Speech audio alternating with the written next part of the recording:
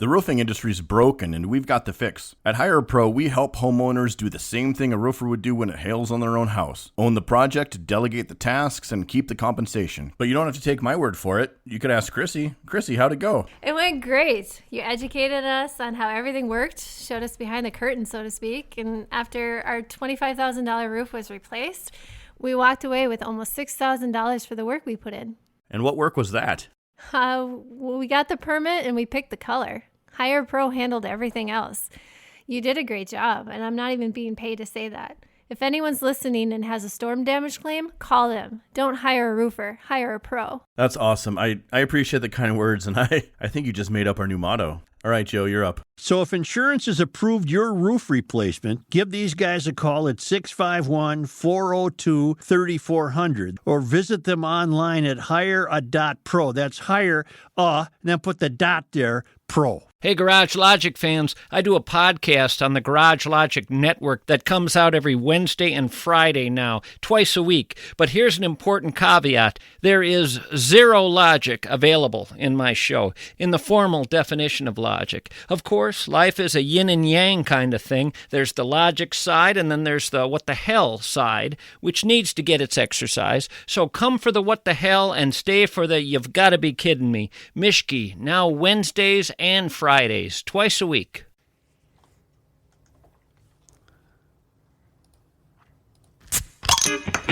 This is the Weekly Scramble, a place where we chat about life over a cold one or two. It's time to belly up to the pod with Mike Fratelloni and your host, Chris Reavers. That's right. It's time for the Weekly Scramble podcast. My name is Chris Reavers. With me, as always, his name is Mike Fratelloni. Hello, Michael. How you doing, Reavers? I'm okay. I'm doing good. Hanging in there. You know, it's always busy here in the GL Podcast Studios. But I got to tell you, you were subjected to a conversation we were just having with Pat Garofalo, who filled in nicely for Joe Souchery. Here's what I like about when Pat fills in. He's a really, really smart guy. Kind of gives us a different perspective about all things, especially political. But he's also a business guy. He has a very big business background and whatnot. And a couple of things that he was referencing was obviously tied to the state of Minnesota, the economic impact of certain things. And then you brought up something interesting about the current mayoral race. And I did not know this. The entire aspect of what, help me, Jacob Fry talking about the Somali Mall. Sure. And I had heard about it, but I didn't really realize what type of an impact that had, that he felt the need that this is obviously part of what he has to talk about with his campaign to be reelected for the mayor of Minneapolis. Yeah, if you don't know the video Reavers is referring to, it's Mayor Fry walking through a Somali mall, like a cultural mall. I don't know what the mall is called. I think it's called Colonel Mall. I'm not sure of that name. Where's the location? In Minneapolis. And he says this mall rivals the Mall of America. And he did preface that with, I know I'm jaded because I'm the mayor of Minneapolis. The MOA is not in Minneapolis, but I think this mall rivals the Mall of America. Then he proceeds to walk through the mall with a bunch of dudes there, and they're all getting haircuts, and they're just walking around. And the mall is cultural and cool. Doesn't rival the Mall of America, but I get that he had to say that because he's in the Somali Mall in Minneapolis. And what does he need from those people? Their votes. Their votes. Yeah. And you were talking to Garofalo about why is Mayor Fry doing this? Why is he giving speeches in Somali, not Somalian, Somali. Well, again, I'm not oblivious to the fact. You know, I've worked in the city of Minneapolis for 20. Let's just call it 25 years. Just shy of 25 years. I've been here at Hubbard Broadcasting for nearly 18 of those years, and for better for worse, whatever you'd like to say, there has been a significant change in the culture of the city. And I'm not calling out one specific demographic by any means, but it's fairly noticeable. And with that change has come either positive or negative effects. And again, he made a great point, and he did say this off the air. What we need in this country is we do need immigration. That's what made this country the greatest country in the free world. But what we also need in some cases is assimilation. Sure. Because without that, you have a problem on your hands. And I guess that's the fine line I'm choosing to walk, because I do think that many people that have come to the state of Minnesota and have been contributing members of society, have wanted great education for their kids, have wanted to, whether it's start a business, get a great career, or just an opportunity. That's great. Sure. That's what makes this a great place to live. I've lived here my entire life. The problem is, if you're going to sit back and you're going to be quote unquote ripe for the picking, I think that's what's causing a problem on our hands. Well, in some cases. let me fix immigration for you in 1 second. I can literally fix it for you and Pat. All right. Immigration's totally fine. Assimilation is total BS. They don't have to assimilate all they want. They don't have to assimilate at all. But what happens in many countries is you're free to immigrate for jobs. You're not free to immigrate for benefits. So if everybody that came here didn't get anything from the federal government and had to work, you know what happens when you have to find a job because you're starving to death? You learn how to say, "Hello, sir, my name is Mike." Sure. And you start to assimilate because 9 of the 10 guys you work with speak English. Yeah. And then all of a sudden you're like, oh, shoot, if I want to live in America and be part of the land of the free and the home of the brave, I have to learn the culture because I'm going to starve to freaking death if I don't. In years past, that's how it worked. It wasn't that many years ago that I had a girlfriend who was from Germany, right? And she came here. Wait, is this the joke? No, this is a true thing. I had a girlfriend, and she came to America, and I had to sponsor her in financially. They said she gets nothing. She gets nothing from America. You have to sponsor her completely financially. So if she breaks her leg, you got to pay for it, right? Or she does. If she can't pay for it, you have to pay for it. Now it's different. People come here and they instantly reap the benefits of being an American. They don't without investing, without working, right? Yeah. And do immigrants work? Hell yes, they do. Hell yes, they do. Do a whole bunch of them get benefits? Yes, they do. That makes people. Garofalo, when we were talking, had kind of a doom and gloom on America, right? Off air, he was talking a little doom and gloom. My name is Chris. Yeah, you had a little bit of doom and gloom too. We're not at the doom and gloom. We're not at the doom and gloom. When someone can come to America and they're an immigrant and they haven't started working yet and they still have a cell phone. When someone can come to America and they're an immigrant and they're morbidly obese, how is that? That's not rock bottom. We'll know we hit rock bottom when people start getting skinny. Like what happened in Venezuela. When cell phones are shut off and you don't have a cell phone anymore because you can't afford the $100 a month payment, right? That's a different rock bottom. We're not at that precipice today. I really don't believe so.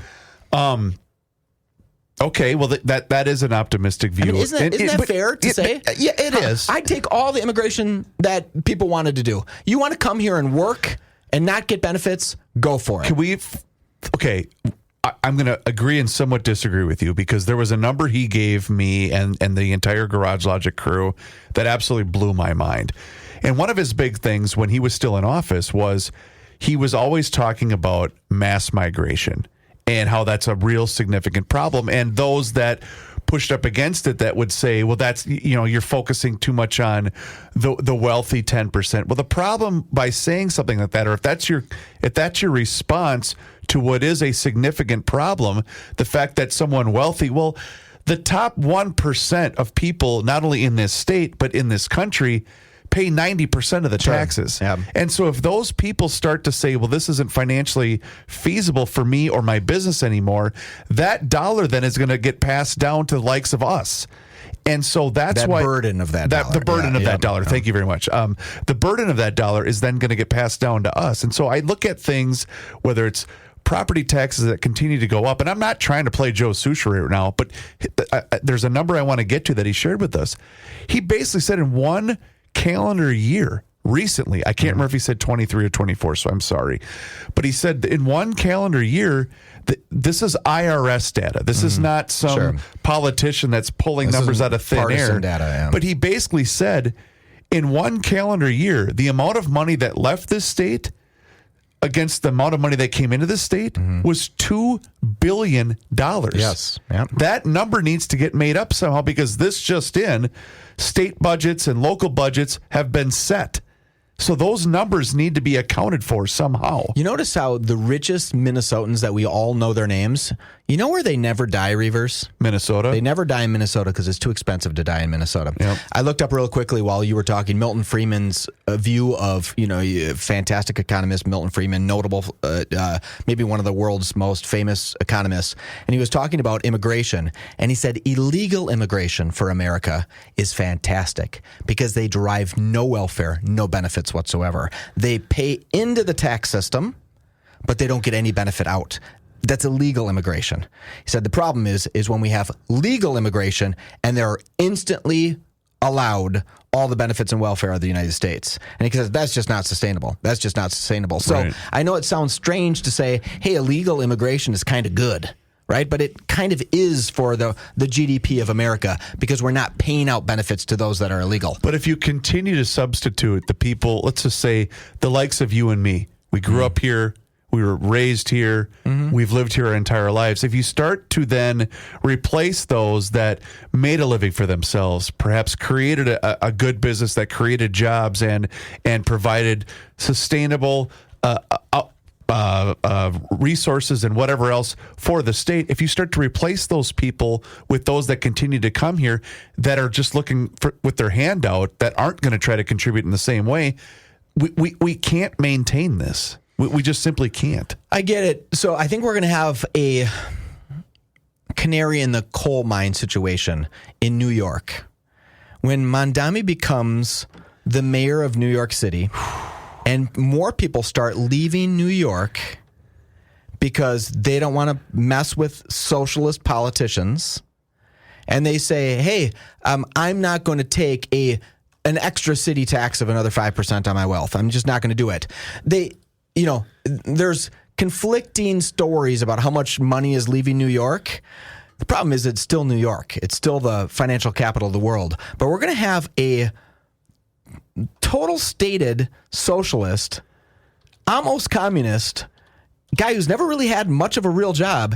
He's going to become the mayor of the most important city in the world, Reavers, the financial capital of the world. And that's really going to be much more of a test than if Omar Fateh becomes mayor of Minneapolis. He went viral over the past weekend. I'm talking about Mom Donnie, because there's been this hue and cry about ICE operating in some of the larger cities, including New York. Sure. And basically said that he will devote $100 million of New York taxpayer money for legal fees to help protect illegal aliens. Generous. In the city of New York. And I'm thinking, well, that's gonna gain you notoriety with the left leaning voter, but how is that in any way going to benefit your city long term? And the answer is it's not going to. No, again, he said illegal immigrants. They actually need illegal immigrants in New York. They need someone to do jobs in New York. And I'm not saying illegal immigrants could come here and do the jobs of slaves. That's not. I have this really neat thing that I'm doing with my friends where they say things like, well, who's going to pull your vegetables out of the ground? And how are you going to get lettuce and tomatoes? And then I ask them, oh, yeah, who's going to pick my cotton? And the moment you make it sound like slavery, which it totally, completely is, when you're asking someone to come to America and work for less than federal minimum wage, you are asking to have slaves in this nation, right? And everyone says, well, how are you going to get a grapefruit? They never want to say, oh, who's going to pick the cotton? Because that's a direct link to slavery, right? But Mondami's kind of right. They need illegal immigrants in New York because people won't do the work in New York if they're legal. They won't do it, right? What do you feel, as long as we're down this road, before we switch gears here, but what do you feel, or do you feel at all, that we are either on the precipice or have reached a tipping point? I don't think we're on the precipice. You don't? No. I think life is so fat and happy in America. I'm pissed. Let me say why I'm pissed. I got a little bit of a cold, maybe a fever. Remember when that guy ate the pizza? Vikings just lost. The Vikings lost when Tom Cruise ate the pizza, and then he writes that thing, and then the girl says, "Who's with me?" and you had me at hello. Jerry Maguire. Jerry Maguire. I'm at that point because I think I have a little bit of a fever. My whole point is we are fat, happy, and lazy in this. We were just talking about how the social dilemma of social networking are just putting people into a trance. People are spending 5 hours a day on the cell phone. I am doing it. Can I help you? Yeah. It's the theory of the analogy of you can either use good men or good times. Good times create weak men. Exactly. Good times create weak men. Weak men create hard times. Hard times create strong men. Yeah. Strong men create... It's the circle. Yeah, it's the circle. We are in the fat and happy culture. And if you don't think I'm right, and go on social media for 10 minutes and see the fat and happy culture not working, right? Yeah. People are not working. If you have to work to survive, 1, you get the pride of working, right? 2, you actually do something. You don't have the time to sit on social media all day. But you know what I want to hear about? What? Probably We Are Nuts. I mean, that seems like a right time to talk about We Are Nuts. Oh, my God. Those guys work. The We Are Nuts family works. They work their nuts off Yes. at We Are Nuts. Here's the deal, ladies and gentlemen. Today is the last day that you can take advantage of the fantastic sale going on right now at all Kowalski's Markets and also Lunds and Barley's. 25% off of all of the We Are Nuts products going on right now through the end of the month of September. I cannot believe tomorrow is October 1st already. But anyway, they've got those cool displays there at all those locations, just like they do at the Fratelloni's Hardware and Garden Stores locations, by the way. But it's wonderful snacks and a great family-run business right here out of the great state of Minnesota. But right now, you should also make note for you people that buy gifts for your staff and all of your employees. They make these wonderful, wonderful holiday tins that are available at wearenutsmn.com. They're beautiful. They're fantastic. And I'm thinking about just ordering a case of those for myself, by the way. That would be cool. It's a little gift to myself, but they do a lot of business like that for all of you corporations and businesses out there. So make sure you get your order in right now because, like I said, it's tough to think about since it's going to be 90 freaking degrees on Friday. But, yes, you need to start thinking about that holiday buying season. So find that online at wearenutsmn.com. The Weekly Scramble. We will be right back. So the announcement was made on Sunday. I don't remember at what portion of the day, but the Super Bowl halftime announcement had come in, Michael. And the only Bad Bunny was announced that he Are you is going to excited be about that? I can't tell you that I don't remember the last time I even gave a damn who did this halftime for the Super Bowl. What about last year? Remind me. I'm not even going to...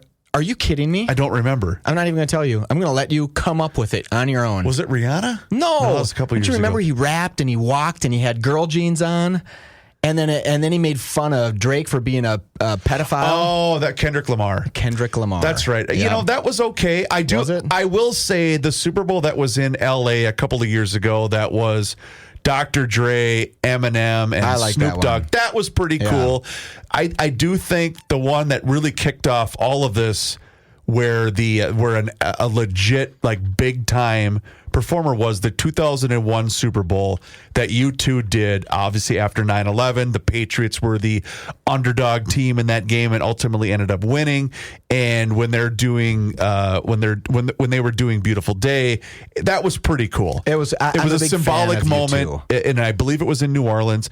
That was pretty freaking cool. And then when they read off the list of all the people that unfortunately passed away from the result of the terror attacks on the Twin Towers of 9/11, that was pretty moving. But I got to be honest, I've never, Justin Timberlake ripping off the thing from Janet Jackson. Okay, that was the best one. It was kind of cool, whatever, because at the time I'm in my 20s, but I don't care. I'll never forget that one. And I know the Super Bowl halftime, it's the NFL offices going into their trenches and saying, okay, I get it. I understand that this is geared towards bringing in another 5 to 10 million people that are going to watch the product that don't give a damn about the game. I get all of that. I just don't care. And I know he's a big deal. I completely get he's a big deal. Bad Bunny is. I know who he is. I've probably heard a song or two of his over the course of time, but I don't really know much else about him. Can I fill you in on a couple details? Sure. Bad Bunny is a Puerto Rican rapper. Let me say Puerto Rican rapper and singer. He's 31 years old, born in 1984. He's 5'11". But what's interesting about Bad Bunny, remember the new version of Happy Gilmore 2? I have not seen it yet. He is the caddy. Oh, He plays the caddy in it. All right. Handsome kid. He's probably a real talented kid. I'm gonna ask you if you know any of his top songs. Let me read some for you. all right. Titi mi pregunta. Oh yeah, it's my ringtone. I don't read Spanish very well, so help me if I don't. Mi porto bonita. Mi porto bonito. Excuse me, because I made it. God, I hope these aren't swear words. Right? It's Spanish. You're fine. Am I? Dakiti. Dakiti. Oh, I don't think you should have Featuring said that. Yal Cortez. Oh, Kalata. Featuring Taney. Hold on. I got a couple more. Mia or MIA. Can't tell. Featuring Drake. That's got to be a big one. I don't know any of these songs. Right. I've never heard any of these songs. Here's my prediction. You ready? He's going to kill it. yeah, probably. I think he's going to absolutely kill it. And I should preface this by saying I understand he's a massive deal. Like this, and I get it. He's got a huge following. He's world renowned. Like I get all of that. I'm just saying I don't know jack S about him. Well, now you do. Sure. Benito Antonio Martinez Asquio. Can I also is his name. So the other thing that had kind of surfaced was the fact that he was very outspoken about the current sitting president and how he had canceled his remaining tour in the United States because he was fearful that ICE would deport him. To which I want to say, Mr. Bunny or Bad or whatever you want me to call you, I got news for you. You are here in a tour. You most likely have a visa to be in this country. No one's going to deport you because you're contributing to that local economy. There's no I ICE think you'll be agents. okay. You're going to be just fine. Okay. But that was showboating, and that to me was self-appointed propaganda, to which that immediately say, okay, I know what I'm dealing with. Still here. think he's going to be great. I really do think he's going to be great. I don't doubt He that. specializes in something called trap rap. What's that? Trap music is a subgenre. FYI, folks, if you're not watching this if you're watching us on YouTube, you see me reading this because I didn't know what trap music was before. Sure. But it's a subgenre of Southern hip hop characterized by its heavy use of the Roland TR-808 drum machine. Triplet hi-hats, slow, booming bass drums, snare drum, and a dark and eerie synth sound. So that sounds like something like this. It's EDM, basically. I think so. Yeah. I think so. Did that sound good? Sure. Because that was the most musical I've ever been on the radio in my entire life. Okay, I'll give it to you this way. Okay. So I worked at a upscale downtown nightclub / You keep saying that. Why don't you just say the name of it? Who cares? That's true. I was at the Exchange nightclub. Which is kind of cool, actually. It was cool. You know what? That actually gives you cred that you say that. Because that club had chicks that took pictures there because they wanted to be there. Remember that step and repeat they had? I'll say. That was a big deal. Yeah, it sure was. Yeah, it was the hottest club in Minneapolis for 5 years. Absolutely. Okay. And you worked there. I absolutely enjoyed it. Everyone I worked with there was wonderful. I was kind of like Uncle Chris. Yeah. Because everyone Maybe you else can help us with our 401k. Well, honest to God, I'm not joking. Yeah. That's what that job turned into. Yeah, I'd say, yeah. why are you spending $1,000 a month on this, that, and whatever? Yeah. I said, invest in yourself. Like, oh, you're like a dad. I go, well, that's great. Thanks. Yeah, thank you. Anyway, but that's basically You weren't there for that. No, and I was there to make money. I was there to get my ass home, and I was there to. Anyway, point being, I remember the first time because I listen to. It's not that I don't listen to modern music, Sure. but I'm more of a Chris Stapleton. I'm more of a that's my countryside, jam. Yeah.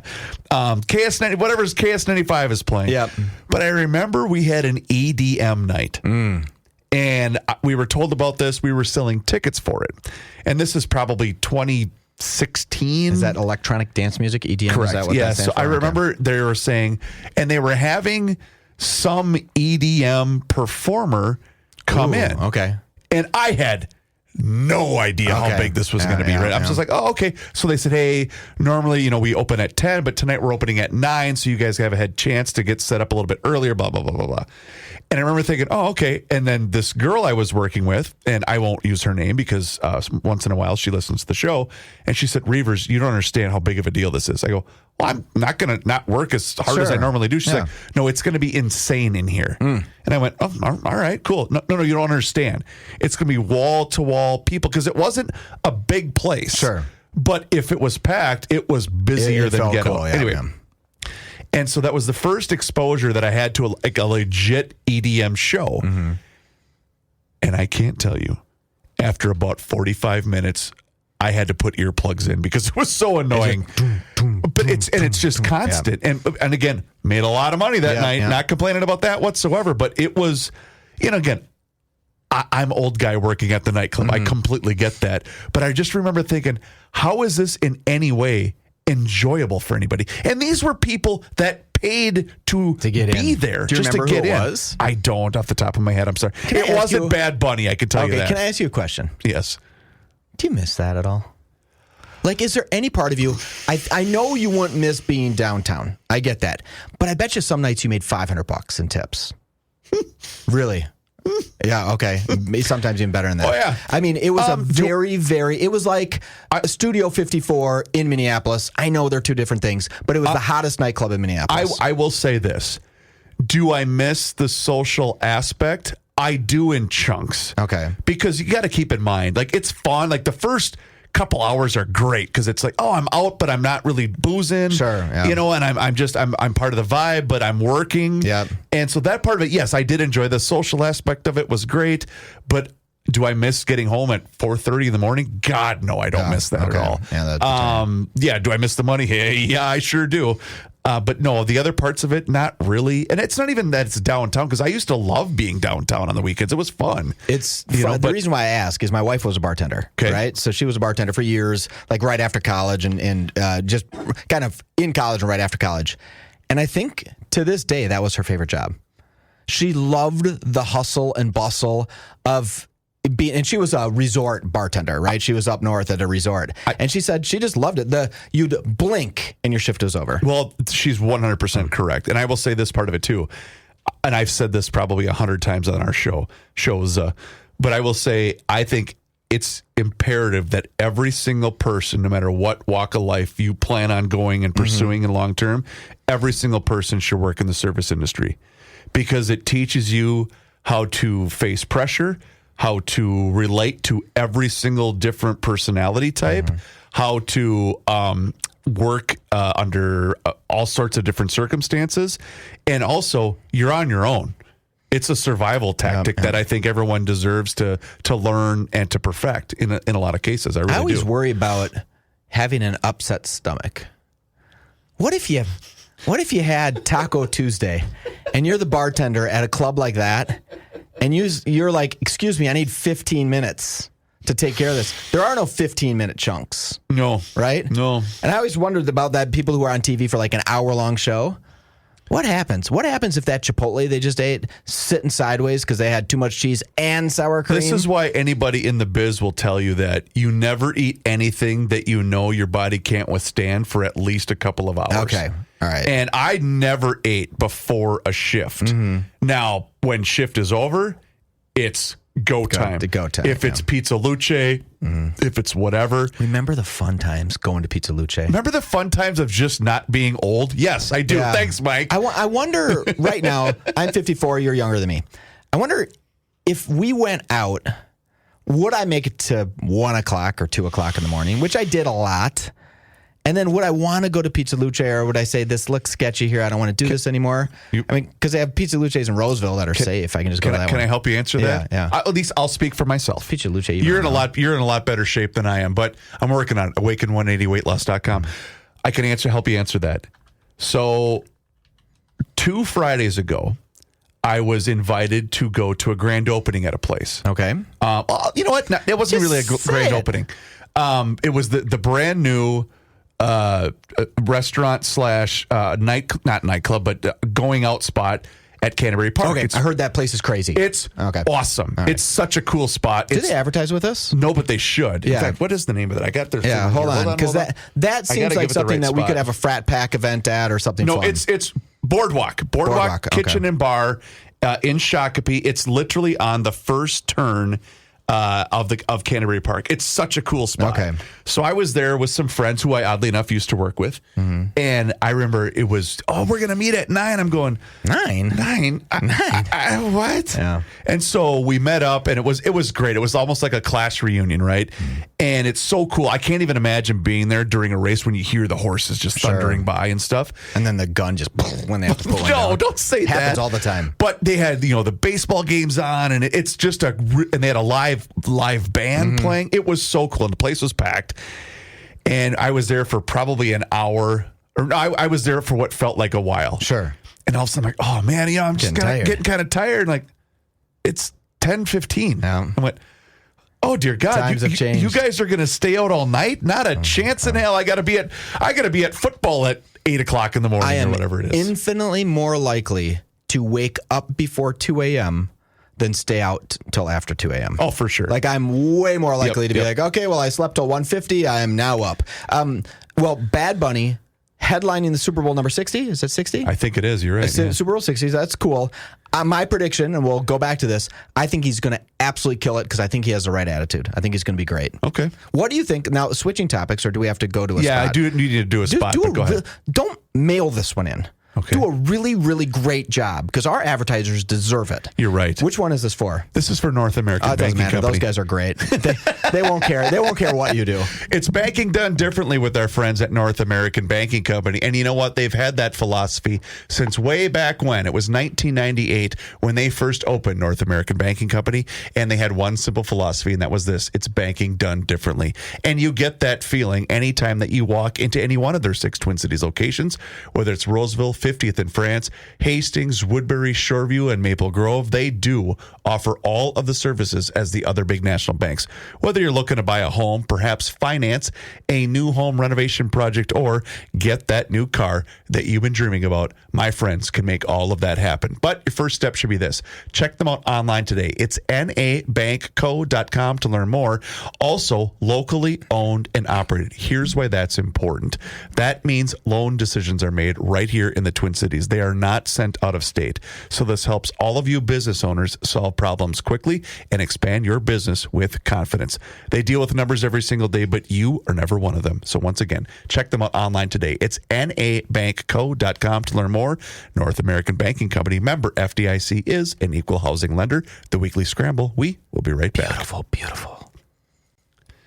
I saw something earlier today, and I got to tell you, I can't wait to give this, because Joe wasn't working today. Sure.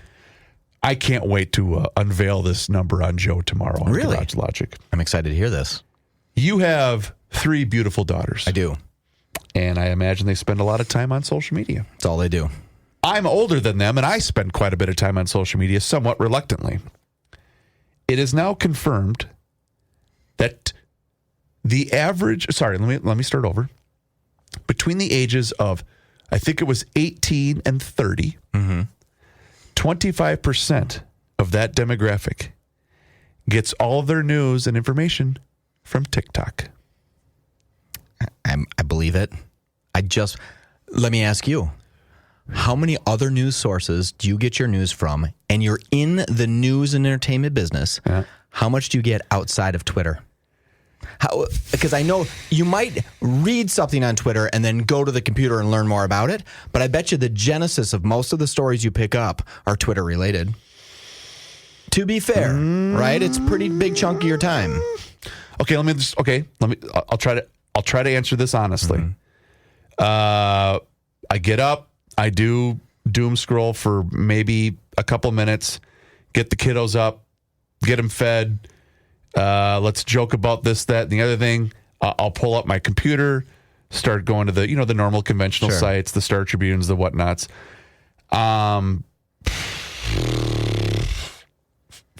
Yeah, you know what?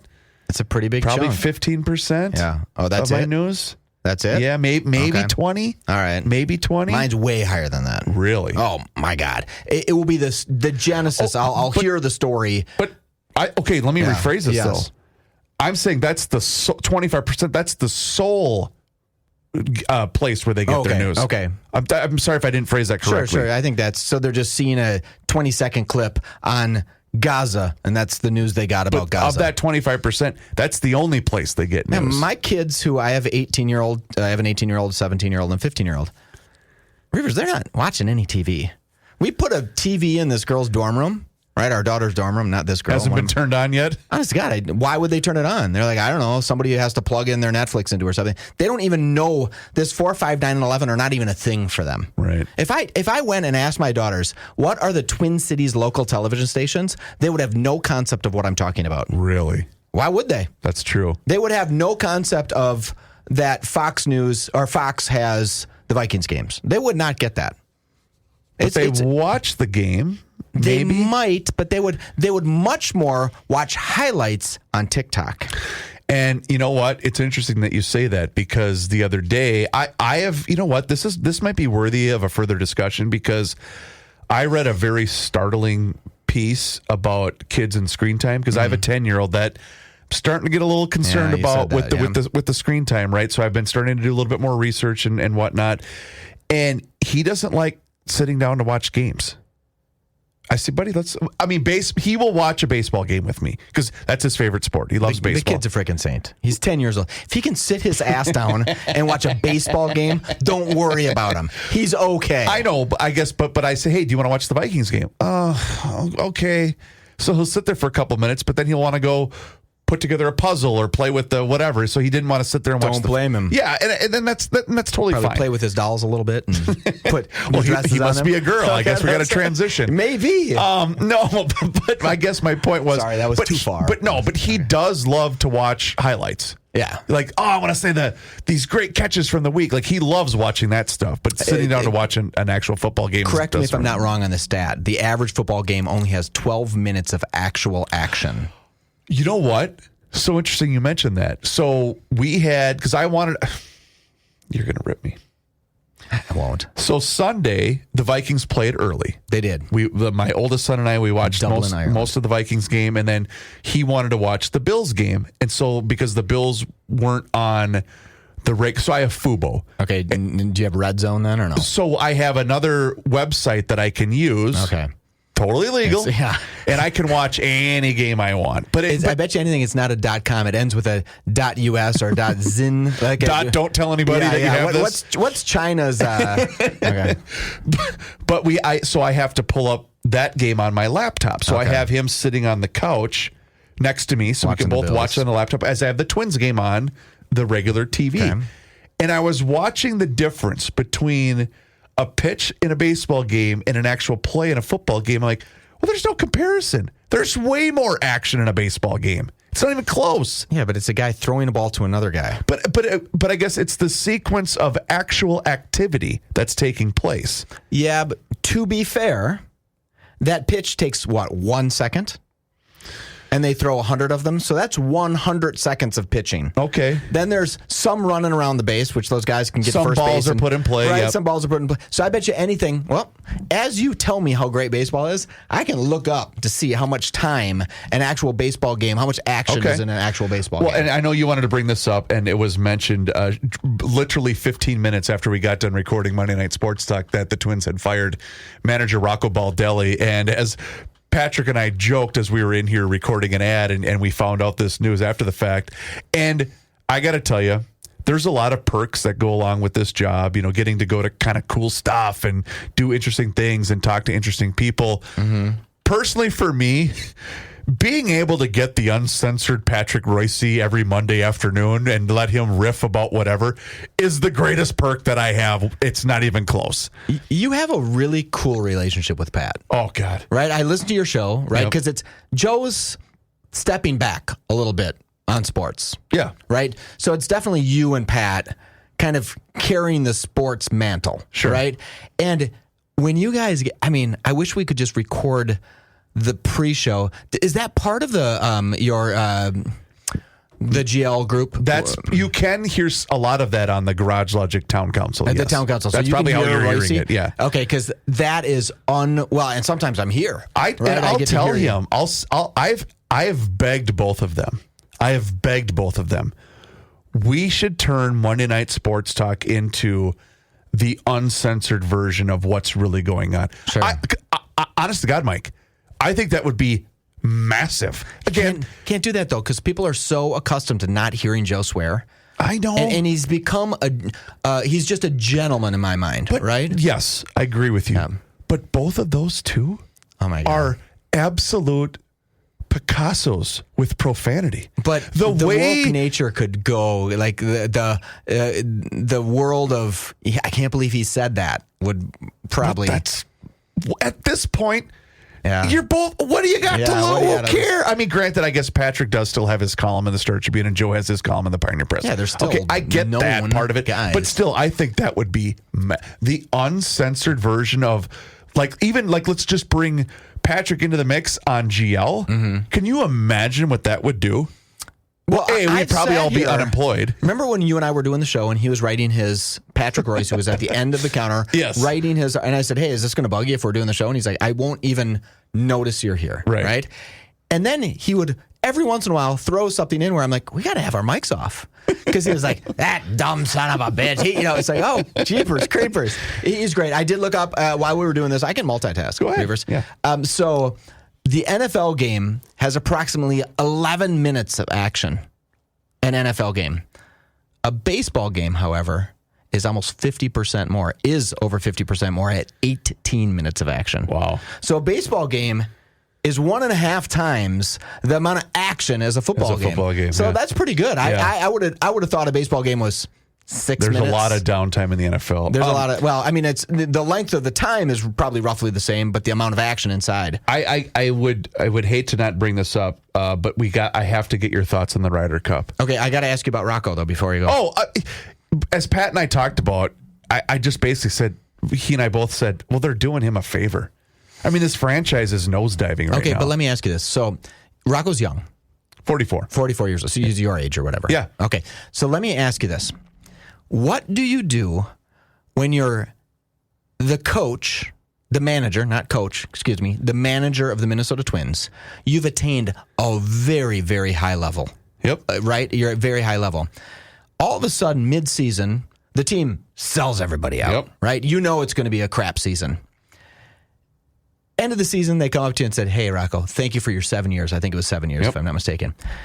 And then you have to go home and turn to your wife and say, okay, well, that was a great run. How much did he make? Did Rocco make a couple $1 million a year, $5 million a year? I would say something like that. Yeah. Is that okay? I'll look it up. I'll see if it's out there. What do you say with your wife? And are you going to go to Tampa Bay? Well, that's where he came from. Will he be another head? Will he be another manager of a baseball? Here's what Rocco's going to do. At least let's just say I was Rocco. Okay. I believe they just had they have a few young kids. In fact, I think he might have even had twins, if I'm not mistaken. Okay. And so he has a nice young family, a beautiful wife, and you say, all right, they're giving me this check to walk away and not work. I'm going to take this entire next calendar year, and all I want to do is be a dad. Mm-hmm. And then I want to reset. I want to recharge. We obviously don't need the money. You can go do whatever you'd like to do. While she was a nurse. She might need a nursing job. But just saying, hey, go explore whatever you'd like to explore. And you know what? I'll recharge, and then maybe I'll get another gig, doing whatever, whether it's being a manager, working in a front office, whatever. And then say, where would you like to live? Do you want to stay here in the Twin Cities? Do you want to explore another part of the country? Do you want to go live in Spain? I have no idea, but he's going to be just fine, is I guess what I'm trying to say. Okay. Yeah, he's going to be just fine. You know why? He's made how much?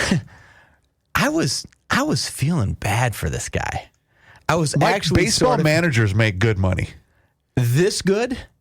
Guess what his 3-year contract from 2023 to 2025 paid him annually. And by the way, they picked up his option for 2026.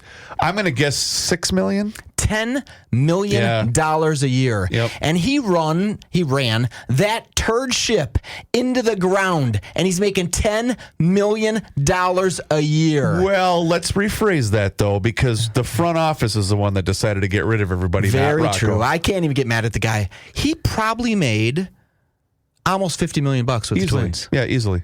Think of that, Reavers. Yeah, that's why I'm saying he's going to be just fine.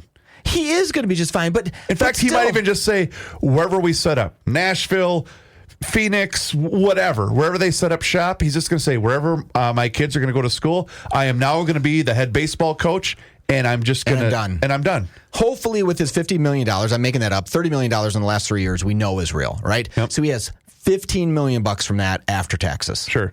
You can probably make it on 15. I'm going to guess so, yeah. I mean, hey, we're talking about inflation. Inflation could kill that. Make it worth 7.5 real quick.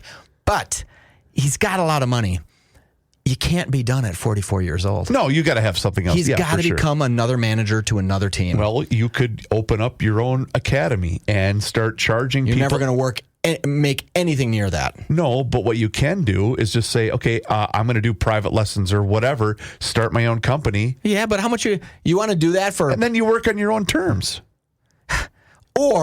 Or you go find another management position and make another $10 million for 1 year. Right. Do it for 1 month. You make more than running your own academy. All right. I am just, let me just say to this guy, congratulations. You had a great run. I'm super proud of you. I'm sad it ended because I think you're probably a fine gentleman, but take your $50 million and go to another team. All right. I need your thoughts on the Ryder Cup. I think it was a disgraceful. I think we I should almost maybe not do it anymore. wanted to start with this because I thought the same thing, and throwing the beer at Rory McIlroy's wife. That's just bullshit. The problem is they've encouraged this type of behavior, and I don't know how much time you spent out at Hazeltine when the Ryder Cup was here in Chaska. Oh, you didn't at all? No, I just couldn't do it. I was busy that whole time. Okay. I know that sounds strange. So Pat and I did shows out there during that time. In fact, I think we had to cancel the beer show because I was out there one of the days. In any event, I remember being out there going, everyone here is bleeping wasted. Sure. To the point where, so they had the media set up where the European reporters were on one like split level, and then the American reporters were here. And most of the shows most of the people that did their radio shows from there were all from around this area. There was a couple of guys that Pat knew that were from New York, and there was a couple of guys that were from somewhere on the West Coast. I don't remember. But in any event, the area where they served the press lunch and dinner every day, it was actually a very cool setup. But then the second it hit 6 o'clock, that place instantly turned into a bar. Okay. For the reporters. Sure. And all of us were kind of, well, that's kind of different. And Scott Korzanowski and I, we said, well, let's just go have a quick beer. We're done for the day. And because Scott wanted to go watch a little golf, and I was just going to walk the course with them because I had never attended a pro golf event before in my life. And so this is like 6:30, 7 o'clock, and we're trying to walk back to our cars. And I'm talking people passed out left and right. And I'm thinking, this is insane. And again, it's coming back here, and I think, 2030, I think it is. So not 2029, was it? I thought. I can't remember. Some weird number like that. Okay, let me just say something. America, we can do better, right? Yeah. We can just do better. We don't have to be the a-holes screaming at somebody where one of the players has to turn around, a player that we love every single day, right? Turn around and say, hey, shut the F up, right? This is there. And we did it. We started it with the waste management. Waste Management Open. Yes. Where the players are saying, hey, come on, I want to hear it. It's like, no, you don't. Let's have it be a gentleman's game. But here's the irony for you, Reavers. All those European players beat America, right? Right. They beat America, and they beat us pretty big. Yet very, very few of them permanently live in Europe. Let me give you Luke Donald, Florida. Rory, Florida. Justin Rose, Florida and the Bahamas. Shane Lowry, Florida. Aberg, Florida. Fitzpatrick, Florida. Hatton, Florida. Seep Straka, Alabama.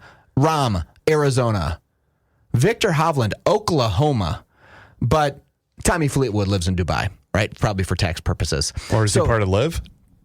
Yeah, maybe. Okay. Yeah, Tommy Fleetwood. I don't know if he's lived. But they don't live in Europe. Right. So we're going to take them. So America beat America. Right. I have a quick question. Yeah. You're just listening off the states. Yeah. I didn't hear California. Yeah, nothing. No one in California. I didn't hear Minnesota. No. I didn't hear Illinois. No. You didn't mention New York. I did you? not mention New York. Geez, I'm going to guess that's probably purely coincidental. Well, it could be that they got to play golf all year round. Can't warm do that, weather. right? Yeah, warm weather. I'm sure. Yeah, but I do find that kind of so. Even though we lost to people that you could say I was European. My ancestors came from Europe, but I reside in the United States. These guys all, except for a couple of them, reside in the United States. So what I want to do is sue the Ryder Cup to say it's not Europeans playing the Americans. It's Americans.